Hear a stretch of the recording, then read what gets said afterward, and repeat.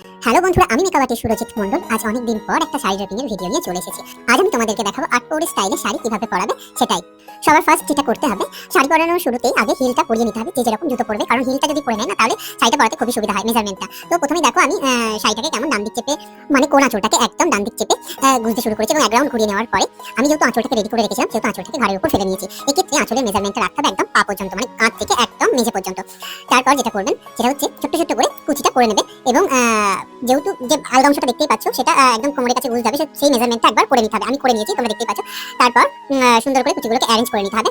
তোমরা যাকে শাড়িটা পরাবে তো তাকে বলবে এরকম করে কুচির ওপরটা ধরে নেওয়ার পর নিচটাকে তুমি সুন্দর করে আস্তে আস্তে রেডি করতে থাকবে স্টেপ বাই স্টেপ। আমি যেহেতু সবসময় কুচিতে সেফটি পিন নিতে পছন্দ করি, তাহলে কুচিটা এধার ওধার হয় না। তো দেখো আমি কুচিটাকে একদম সেফটি পিন দিয়ে সিকিউর করে নিয়েছি এবং ক্লায়েন্টকে বলবে যে এইভাবে গুঁজে নিতে। তো এইভাবে গুঁজে নেওয়ার পরে বাকি যে অংশটা তোমরা দেখতে পাচ্ছ, মানে যে আলগা অংশটা ছিল সেটাকে একদম আমি কোমরের দিকে যেহেতু বুঝবো, তো সেভাবে আগে প্লেসমেন্টটা করে নিচ্ছি। ঘাড়ের উপর সেফটি পিনটা মোটামুটি রেডি করে রেখেছিলাম।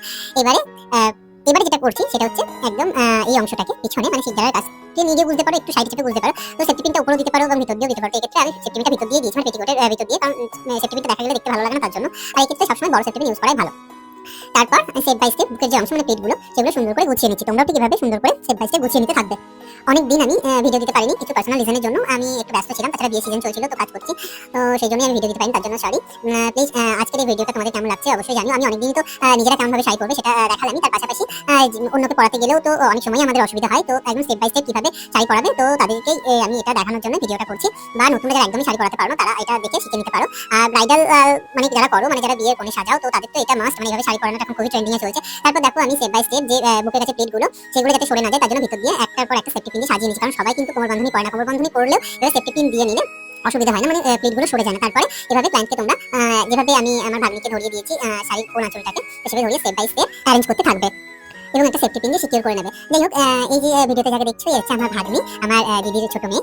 তো ও এখন শিবরাত্রি উপলক্ষে ঘুরতে এসেছে। তো অনেকদিনই আমি যেহেতু ভিডিও দিতে পারিনি, তাই ওকে বললাম যে চল একটা ভিডিও করে নি। তো ও রাজি হয়ে গেল। যাই হোক, আমার কাছে সাজতে সবাই পছন্দ করে, তো ওকে বললাম হালকা করে একটু সেজে নিস, তারপর আমি শাড়ি পিনটা দেখাও।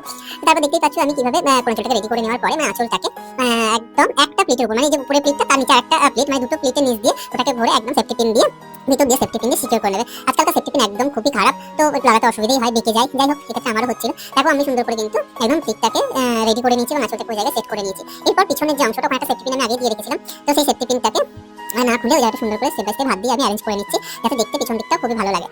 তো দেখো তোমাদের আজকের ভিডিওটা কেমন লাগছে অবশ্যই জানিও। আর অনেকদিন আমি ভিডিও দিতে পারিনি, তার জন্য দুঃখিত। তোমরা অনেকে আমাকে মেসেজ করেছো ইনবক্সে যে দাদা আমি ভিডিও দেখতে পাচ্ছি না কেন। যাই হোক, তাদের জন্য সরি, আমি সত্যি দিতে পারিনি, কিছু মনে করো না, আমার পাশে থেকো। দেখো তারপরে আমি একটা কোমর বাঁধ করিয়ে দিয়েছি এবং এটাকে আমি কিন্তু প্লেটটা, কারণ পিছনের যে আঁচলটা সেটাকে বাইরে দিয়ে রেখেছি। তো দেখো একদম কমপ্লিট